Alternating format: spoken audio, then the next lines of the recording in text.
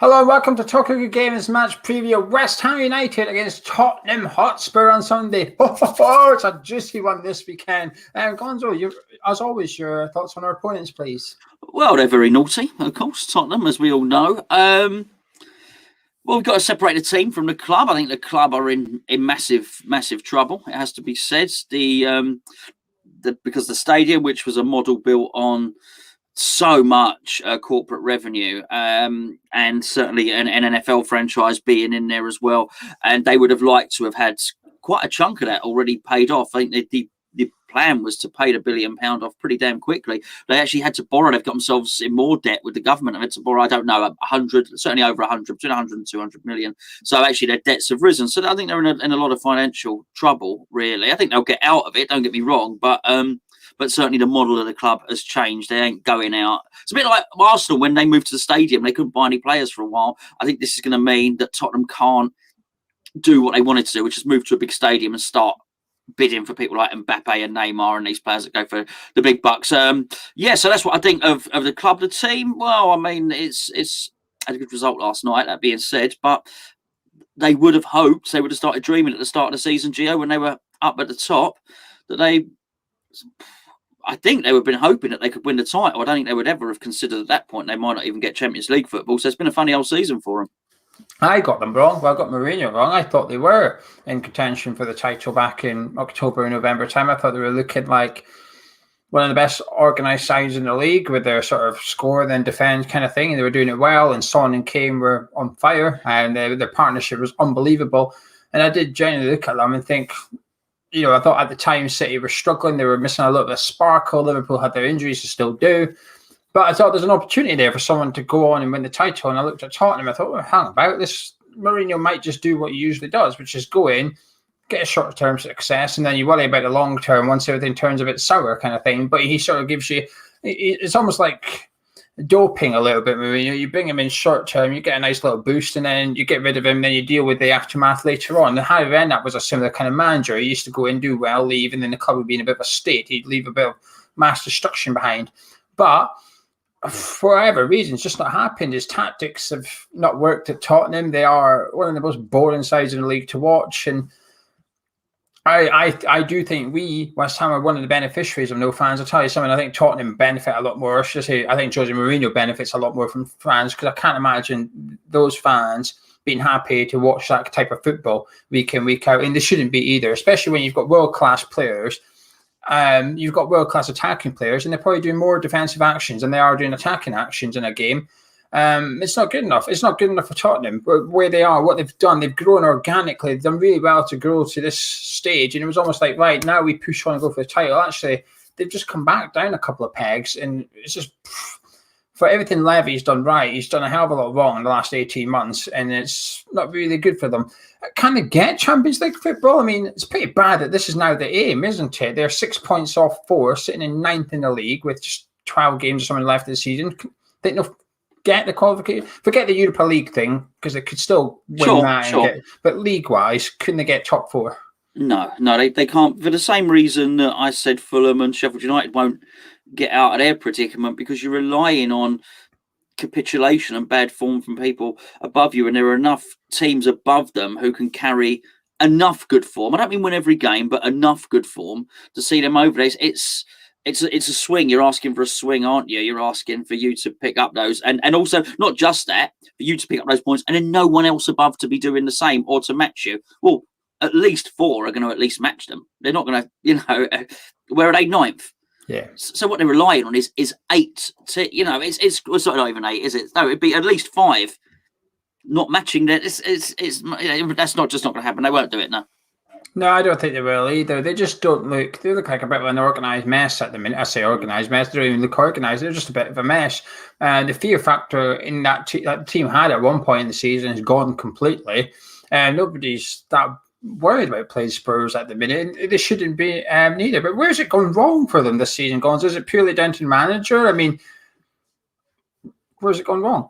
I think that, I don't know. I think that's maybe a little bit simplistic. He's certainly happy to have a swipe at players publicly. So I know you're going to ask about players in a second, but I think it ties into both. So I saw enough of that game last night against Wolfsburg. So there's 2 players featuring that team he's had a pop at.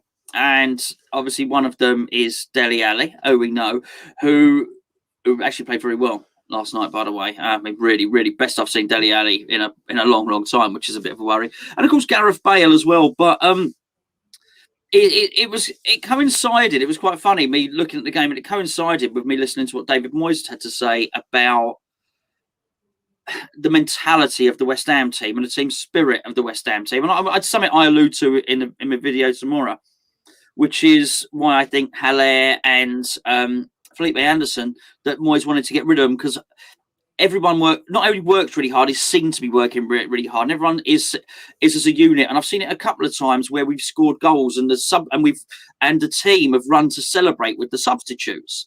In our team, talking about West Ham here. Last night was a really funny one, actually. I just wonder if this has got part of it. They seem separate. The team seems separate. Gareth Bale assisted, I think it was their first goal. He did a cross with his right foot, and he crossed it, and Son sort of headed it in, glanced it in. It was a good goal. But immediately, Gareth Bale ran off on his own, backing up, doing this. He didn't celebrate with anyone else. He was pointing to me. Listen, I'm not saying the assist is negligible. Assist is an important thing. But everyone was sort of celebrating together. He was saying, "Look at me, I did it, I did it." And it was all right. It was a little cross. It was a 10-yard cross. Your right foot. All right, mate. Fair enough. Just was weird. He goes to team. Then Gareth Bale scored in that game. Same thing again. Scored, ran off on his own. Well, I know it's only a small little thing, but it did make me wonder, because I've watched the Amazon thing, right? I've watched the Amazon series. It did make me wonder how collectively together that team are. I just wonder if the team is not just a manager. Obviously, it's his job to get everyone together. I wonder how fragmented they are. It was just really interesting watching it. Yeah, I think it's mainly down to Mourinho's tactics. I know it's a simplistic way of looking at it, but they almost score too early in games. They come out, they're on top, and you're watching it, they score, then they just retreat. They just go running back their own 18 yards, say, right, we're going to defend now. I think the Premier League's too good for that nowadays. I think he got away with it back with Chelsea, because I think there was a split between the top, Sky Sports top 5, 6, and the rest of us. There was a gap. It was hard to get in there. Now you've got Leicester, look like they're going to get in there again, and then you've got us knocking on the door of it, and you wouldn't. Last season had Wolves were at one point looking close. Sheffield United were looking close getting in. I think penalties just got better. I think this tactics would have worked against Leicester sides, but there's not so much of a thing as Leicester sides anymore. And they scored too early. I remember watching them against Fulham. They scored in about 10th minute. So for 80 minutes, they tried to just defend. And they're just, what are you doing? So the other team thought, okay, we'll just throw an extra attacker on if all you're going to do is sit there. And then eventually Fulham scored late on. They got an equaliser late on. And then Tottenham didn't have enough time to go and get a winner. It's just, I put it sort of down to his door. And like I said, I got him wrong. But have they got to get rid of Mourinho? They can't afford to. Unfortunately, they've painted themselves into a bit of a corner because he's on such high wages. I think they're still, as I understand it, Pochettino's not got a job yet. Have I got that right? He's at PSG. Oh, was it? Oh, well, there you go. I clearly haven't got that right. But they would have paid him off a massive amount of money. Okay, they won't be paying him anymore then. I think you have to pay the deficit, but clearly he'll be earning more money at PSG than he was at Tottenham. That's fine. But I think Mourinho's on something like 13, 14, 15 million a year, something like that. I'll tell you now, I don't know how long his contract is, but I would imagine it's at least 2 years. I wouldn't be surprised if Tottenham would owe Jose Mourinho between 20, and I don't know if it's 3 years, even more, but at least 25 million to pay him off. At least, possibly more like 40, by the way. Not at the moment, mate. Not at the moment. Not if you're borrowing money to pay your loans, which is what they're doing. But they're getting a new loan to pay their loans. I can't think they can afford to. I guess they might have to, but that will be it. They may well have to sell some more family silver to do it. And anyone else comes in won't be a world-class manager, and you're certainly not going to be able to go and buy top-class players from the top teams. I think it's dodgy, really. Yeah, usually, like I said, usually he comes with short-term success, with long-term not so much. But he's not even delivering the short-term. He can still win the League Cup. They're in the League Cup final at the end of April against City. They're obviously in contention for the Europa League. So arguably, if they won the Europa League and the League Cup, it's a reasonable season. But long-term, you don't really see much. But anyway, Persian Meyer. Son, really like Son. Always have, but I thought he came across really well on that programme. What a great guy he is as well. Really proper footballer. Got everything, really. First touch, passing, crossing, shooting, fast, good size, strong. But what, really nice guy, nice human being. So it was, you want to watch these Tottenham things and sort of dislike everyone and be annoyed by everyone. But I thought he was a really, really good guy. I was quite impressed with him and Eric Dyer. Eric Dyer doesn't have the same player qualities, but I thought Eric Dyer was a really good guy as well. But Son's really impressive.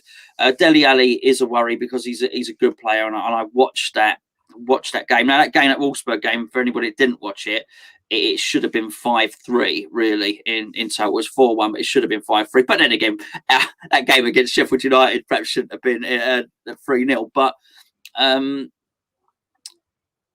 Harry Kane, of course, is just a tremendous player. And Ndombele. I must say that. I know I say it ahead of every game, but I really like him. I think he's a tremendous player. They've got some great players, Geo, but they've got some other ones as well which ain't quite so good. You've got players like Lamella who, hopefully, if he's playing, we can try and wind him up a little bit because he just looks like a red card waiting to happen, quite frankly. That might be our bet tomorrow.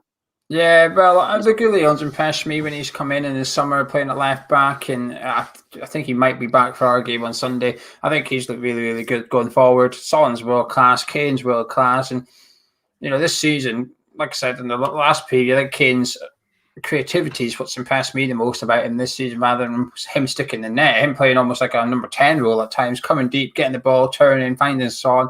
I think he's been superb. There's doubts over him.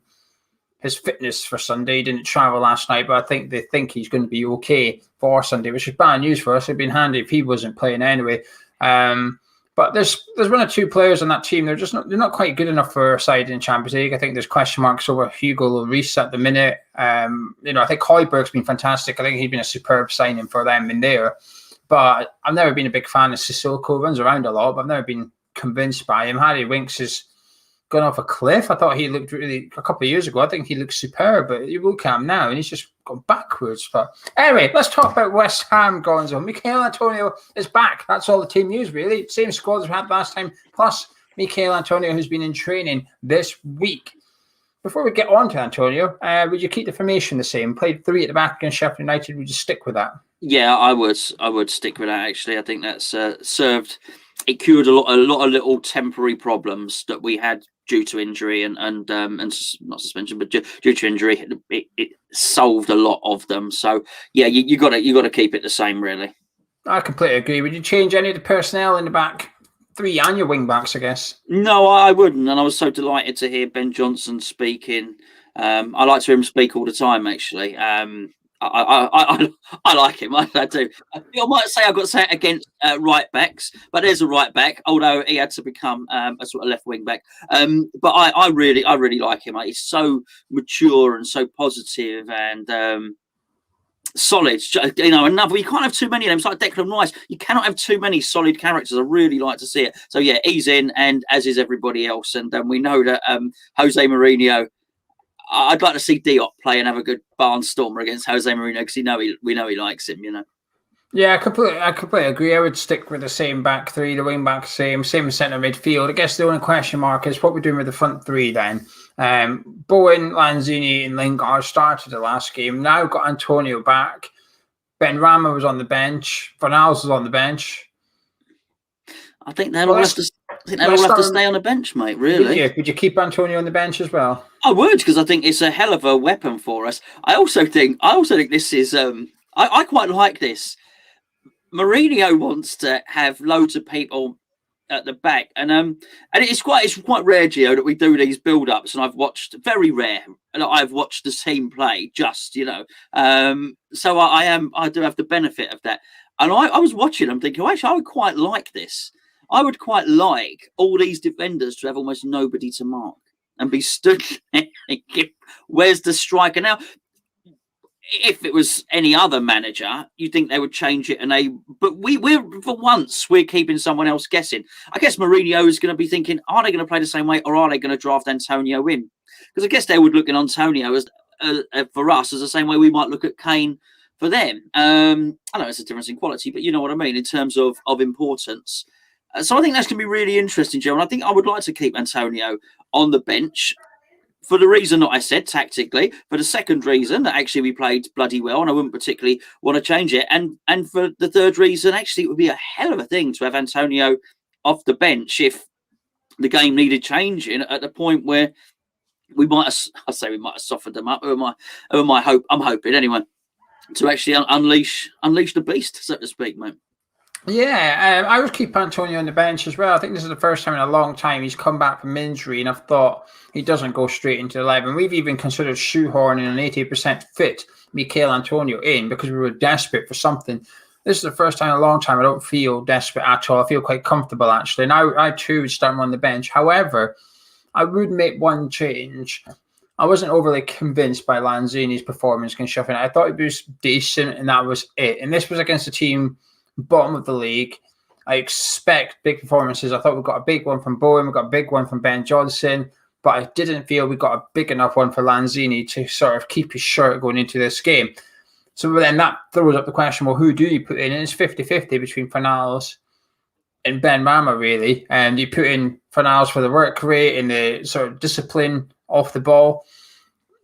I'm not sure I would. I think I'd go for it and put Ben Rama in and make almost a statement of intent that we are going to attack this game, because I fear, well, I'll get onto that in a second, but for Ben Rama, I think Tottenham will do a lot of sitting back in this one, as will we. We will happily sit back and they will happily sit back at times. So the question is, what we're going to do? How are we going to create? Because against Sheffield United, we were able to counter-attack and we looked damn good at it. But would we look as good without all that space to run into? I'm not 100% convinced, and for that reason, I want someone that's got the ability to open up that Tottenham defence, and I think Saïd Benrahma carries that ability. So I think I'd put him in from the start in place of Lanzini. I feel a bit harsh from Lanzini because he's part of a side that's just won 3-0, but I think his individual performance, while it was good, don't think it quite did enough for me. Did you see Mourinho's comments, by the way, earlier? Yeah, I did, yeah. Do you think I actually take it as a compliment? I think he's rattled.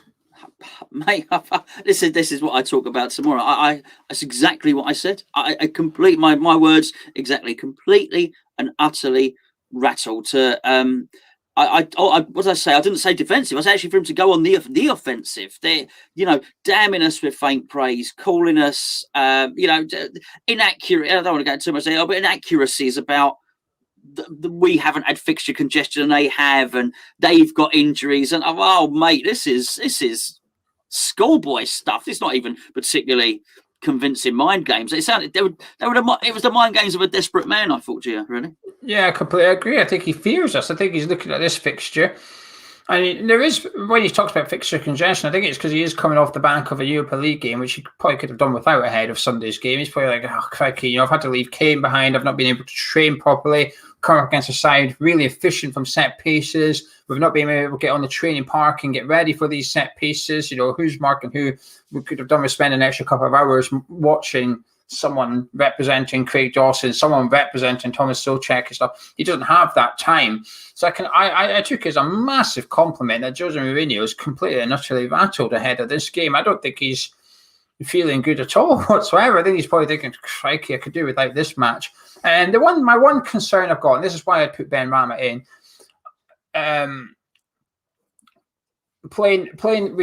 sometimes we play the badge rather than the team on the pitch. I felt against Liverpool, when I saw the starting 11, I thought, come on, this is it. They're not in great form at the minute. The starting 11 wasn't great. They had a youngster at the back. I thought, we've got a chance here. We came out and barely got our half, and I was just very disappointed. 2 points from 21, plus knocked out the FA Cup by the Sky Sports top 6 this season. And I just pray our mentality is completely changed on Sunday afternoon. One of those 2 points was against Tottenham, which we were very lucky to get into. It was 3-0 down after 20 minutes and took a last-minute wonder goal to get that point. We need to change our mentality. We need to go out there on Sunday to win. We need to play the team that's on the pitch, which is a potentially fatigued Tottenham, who are 9th in the league. They're 9th in the league. This is what we're playing. We're not playing Pochettino's Spurs or anything like that. We're not playing Gareth Bale has been hitting 30-yarders every second week of the season. We're playing Gareth Bale has having to prove a point against Wolfsburg in the Europa League after crossing the ball. And that's what we're playing at the minute. I want to see a great big shift of mentality between Liverpool in this game, Gonzo, it's my only concern. And, to add in a stat, I think David Moyes has played Mourinho 25 times and not won a game yet. Oh, right. Something stupid like that. Wow. Well, I know this is not. This is Allardyce's mantra, and not David Moyes', which is respect the point. Now, respect the point. Why? Well, because if you get 38 of them, which is the games played, you're probably going to stay up. That's the mindset behind that. I don't need to tell David Moyes this, because David Moyes, on a number of occasions, you could almost say regularly, would get Everton into qualification for European football, right? So that's fine. That's fair enough. It's not his mantra, but a point isn't enough in these games if you are going for European football. And I am working on the assumption that he is going for European football. So a point every now and again is, but not respect the point. Actually, go for the 3 points is the mantra, really. So he has to start doing it at some point. I think he is capable of doing it, because for the reason that I saw against Arsenal. That was, he didn't send a team out against Arsenal to get a point. Far from it. I can't remember. That's bordering on the most shots we've had in any game this season. Quite possibly that it would be up there. It certainly was when I looked at it. Whatever, a month or two ago. So he has the capacity to do it, and I think he knows mathematically. How can he not? Bearing in mind he's qualified for Europe before. He knows the points tally required. I think it's actually what it is spotting a wounded animal. I think in that sit, and what you say, that the badge, and that's the case. That wasn't the old Liverpool. That wasn't rampant Liverpool under Jurgen Klopp with Salah being the best player in the world, or Trent Alexander-Arnold being that was not that. That was a wounded animal, and he needs to recognise a wounded animal when he sees one. And at the moment, sometimes there is a value to not only spotting it, but putting the pressure on by getting an early goal. And saying, okay, well, let's go from early. I said it, I can't remember, a few games ago, I said it'd be really interesting to see what we do from kickoff. Do we go and just put pressure on them straight away? Liverpool under Gerard Houllier used to do it quite a lot, and he was quite a defensive manager, but they'd pass it back. He'd get Heskey running straight in there and Owen running straight off him. And the idea was straight, almost immediately, their perfect goal would have been Heskey, flick on, Owen, goal. Bang, come on then, let's see. And I just wonder what Mourinho's team would do if we went in the lead in that game. You say Mourinho likes going to lead early. That's what I'd like to do. That's what I'd like to see Moyes trying to test them. Let's see how they react mentally to that, Just a massive thank you to Jordan, who's popped £5 in the full-time fund. Massive thank you, Jordan. Appreciate it. Are you confident for this one, Gonzo? I wouldn't say confident. I think I've done myself a disservice by watching them play last night, because there was Gareth Bale was better. I thought he was completely unfit, but he didn't look completely unfit. Dele Alli looked rejuvenated. I've got to say, he was a player in confidence. It's going to be an interesting duel, actually, because I would believe that possibly if there is a place up for grabs, an interesting dynamic here, right? Which is Mason Mount, it appears, might not be, what's his name's Tuchel, isn't it? Thomas Tuchel. He might not be Tuchel's favourite player. He might want to get Kai Havertz in there, playing that role more, from what I've heard and stuff like that. So possibly Mason Mount was, and then so you've got Phil Foden, Jack Grealish, but Southgate seems like Grealish on the left. So you've got this position, this number 10. I don't think Barkley will make it in now, but Gareth Southgate's not just going to take one number 10, but he very much sees Dele Alli as a number 10. And I get the impression he sees Jesse Lingard as a number 10. So you see where I'm going with this. So I think there might be 3 or 4 places in that England squad for that type of player. I think it's going to be a really interesting duel between the two of them, because both Dele Alli will want to be back in that Tottenham team to prove that he can get into Gareth Southgate's squad. And Jesse Lingard, I think a massive part of him coming to West Ham was to prove himself to Gareth Southgate that he can get into Gareth Southgate's squad. So I think that's going to be really interesting. But the confidence, I'm a bit worried about a couple of their players and the form they're in. And, Son again looked as good as he normally does. So the brilliance of some of their players does worry me. No, I don't think we'll see Dele Alli or Gareth Bale start on Sunday. I think he'll stick with Bergwijn and Lucas probably, or he might have Lamela in there. I'll be surprised if either of those two start. I am confident. I'm scaringly confident as well. I don't like it when I feel like this. I felt like it against Liverpool and that backfired. I feel like again. You felt with Sheffield United. You felt about it like that against Sheffield United, and you said the same I was really confident then. I feel confident going into this one. I just think that Tottenham have got they're fragmented. They don't seem to play. What our advantage is, we play like a unit. Whenever we don't do stupid headless chicken pressing like we used to do sometimes, where one guy runs and the rest of them stand and watch. If one guy pushes, the rest of them push, and we're defend as a team and stuff. I don't get that impression with Spurs anymore. It's sort of like it's just not clicking for them. I feel like this is a really good opportunity to play Tottenham. Actually, I'm glad we're playing them this Sunday, given our form, given how good we're feeling at the minute, given how they're playing at the minute. Sort of doubts over Kane's fitness and stuff. What's not to like about it? I've watched Tottenham quite a bit this season, and even games they win, you sometimes think, crikey, they didn't play that well. They didn't possibly deserve that. So I'm really looking forward to it. I think records are there to be broken. And I listened to Jared Bowen earlier. There was a little clip of him talking to Jim White, of all people. But he was talking about how what was key is, I think what he gave something away that Moyes plays down European football a lot. Moyes basically tries to say, I'm very patient. I'm all right. I want European football, but I'm not. It doesn't have to be this season. I'm here to build for the future. Jared Bowen basically said, the boys are buying into David Moyes' European philosophy here. The philosophy of wanting European football. So that gives us an insight that they are discussing it at West Ham on the training ground. They are getting told, we can get European football. We want European football. And now we've always assumed that. We've always known that. But it's the first time I've heard anyone really come up from the club, come out and publicly say, we want European football. And it's extremely reassuring. And if that is the hopes, then that whole expected point thing cannot be applicable on Sunday. What it does do, though, is if we do beat Tottenham, we play City next weekend. It does allow us to go to City and get a point. A point would be fantastic. 4 points out of the next 2 games would be unbelievable if we could get that. Yeah. However, 1 point out of the next 2, it's not the end of the world, but it'd be a bit disappointing to some extent. And Everton have just lost their game in hand over us to Fulham. And if we were to sort of not capitalise on that, if we lose against Tottenham and stuff, it would feel a bit like, now they're back in the race kind of thing. We've got an opportunity here. We've got a massive opportunity on Sunday, and I just hope we take it. And I've got a funny feeling we will, Gonzo. With all that said and done, can I get your final words? And your score prediction, please. I don't know what you're going to go for. I can usually predict you, but I'm struggling on this one. I thought they were really dodgy from crosses. Now, I know this is going to be interesting. If we don't play any striker in the box as such, that might be difficult. But I thought, whoa, this is disorganised. Completely disorganised. The keeper didn't know whether to come for it. The Wolfsburg players were finding space. 3 headers, mate. 3 headers in the box. They hit the bar at one point as well.